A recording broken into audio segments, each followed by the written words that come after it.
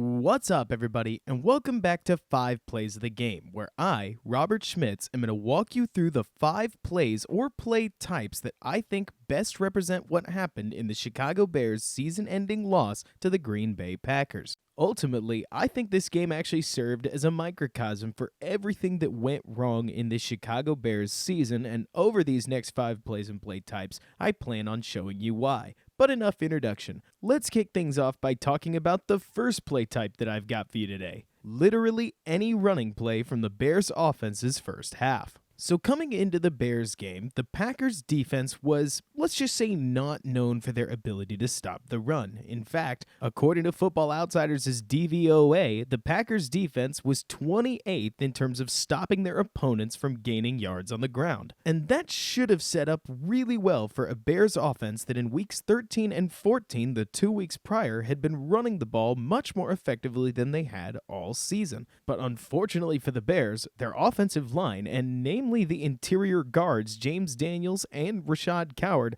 were not able to keep up their prior 2 weeks of play, and the Bears' first 5 runs totaled for a loss of 2 yards. And that's just talking about the first quarter. In the second quarter, the Bears followed that up with 7 more runs for only 17 total yards, bringing their first half total to a hearty 12 runs and only 15 net yards gained. You probably don't need an analyst to tell you this, but that's really bad. And while it's never as simple as saying everything is the fault of just 2 players, Daniels and Coward got bullied by Kenny Clark and plenty of the other Packers linemen that, according to that DVOA ranking, they should have been able to make more plays against. Whether it's getting off of a double-team combo block and into the second level, or even just impeding your man a little bit off the snap, the guard play this season for the Bears has left a lot to be desired, and if they want to field a running game of any repute in 2020, they're going to have to get better, especially on that right-hand side. Now, the guard play did get a little bit better, certainly as they were bolstered by double teams in the second half, and they churned out a couple of 4 to 6 yard runs, but by that point,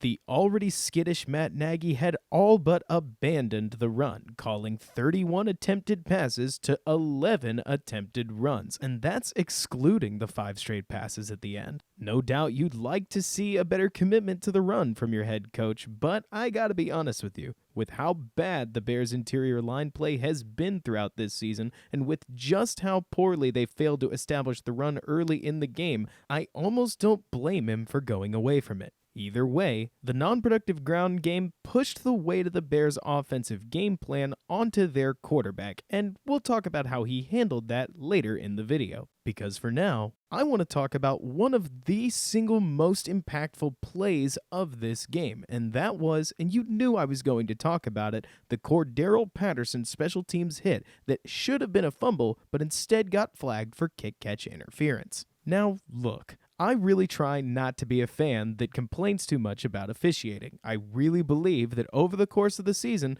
bad calls break in both directions and good teams rise above the officiating. But here's the thing. This play, which saw Cordero Patterson, who's been a phenomenal gunner all season long, perfectly time a fabulous hit on the Packers punt returner and force a what could have been game-changing fumble, get penalized with an unreviewable penalty just because the play looked pretty close. And like I said, I get it. These things will shake out over the course of the season. But I think this play is an example of a major officiating problem that we've seen in the NFL this season. From bizarre points of emphasis to bad ball spots to huge calls that are flat out wrong, the NFL has got to do something this offseason, whether it's adding a sky judge, adding a judge whose only job is to spot the ball, or something this offseason to at least try and address the fact that the officiating in this sport is not at the level it needs to be.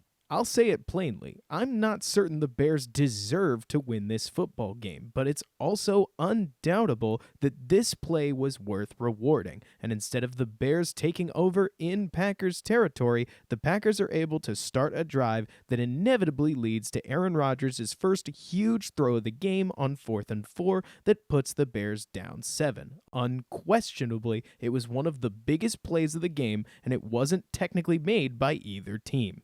Not good. But that does lead me into my third play type of the game, and it's any of the 3, should have been 4 big throws that Aaron Rodgers made that kickstarted the Packers' touchdown drives. Now, I've seen a lot of Bears fans, in frustration I'm sure, complain about the defense's overall performance on Sunday, and as I watched the tape, I don't think I agree. You see, overall, I thought this Bears defense represented exactly who they've been all throughout this 2019 season in this game. Not flashy, but ultimately effective. They limited Aaron Jones to under 4 yards a carry, and oh boy did it feel like it, and they were able to cover a ton of Aaron Rodgers' short options, leading to a lot of incompletions and plenty of failed third downs. But there was one way that Rodgers and the rest of the Packers offense were able to get the ball moving against the Bears defense. When Rodgers was able to get time in the pocket with a chance to go deep whenever the Bears dropped their cornerbacks into zone like Chuck Pagano has done all season, he was able to make them pay, and every time he did, the Packers scored a touchdown later on that drive. These throws seemed to put the Bears' defense on their heels, and whenever Rodgers would hit one,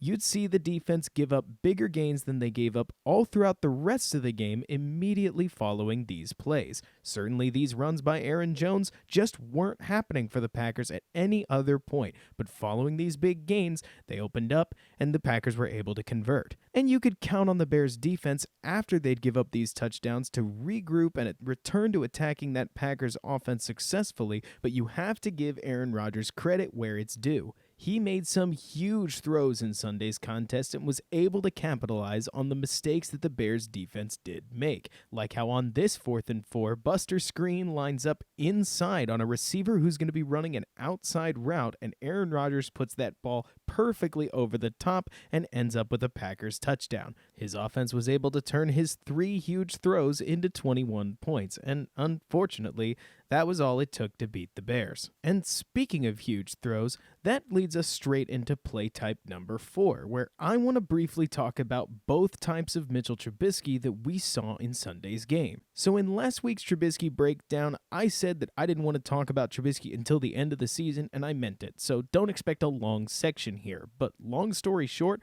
Trubisky's game on Sunday featured some of the best throws he's made all season and some of the worst, and it was a bit of a roller coaster because he'd follow a bad one up with a great one. Take the first 2 deep throws to Anthony Miller as an example. This 3rd and 7 sees him get a relatively clean pocket and a wide open post route Anthony Miller, but he just misses the receiver too far out in front of him. But fast forward 3 plays into the future, just 3 plays, and Mitch rolls out to his right to find a streaking Anthony Miller down the left-hand sidelines across his body with a perfect ball that makes you wonder how the other throw even happened. This was consistent all throughout the game, as this beautiful rainbow deep ball that he threw to Allen Robinson was followed only a couple plays later by, on 4th and 4 no less, Trubisky not only missing Allen Robinson with a throw that flies way out in front of him, but also not seeing what seems to be an easier throw in Riley Ridley directly in front of him. I could do this for the entire game. Here's another example.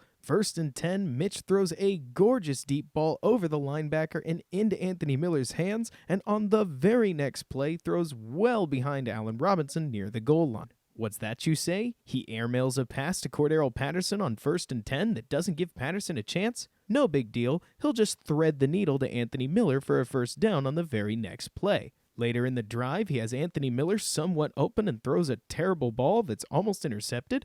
No big deal, he'll just hit Allen Robinson on a perfect back shoulder ball to give the Bears a 1st down of the 10 anyways. Look, I'm not going to make any definitive claims about Trubisky until the season's over, but I will say this. His sparkling 348 yards combined with his terrible 4.98 AY over A tell you exactly how the game went for Trubisky. He was erratic, and there's no way around it. He gave you some great plays to point to if you're excited about his growth, and if you want to say that he's terrible, you had ammo for that too. We'll just have to wait and see how the next 2 games go for him. And finally, I want to wrap up with my favorite personal play of the game, and it comes from a player that I think I'm willing to say has been the most pleasant surprise for the Chicago Bears this season, and it's Nick Kwiatkowski's unbelievably big 3rd down sack late in the game.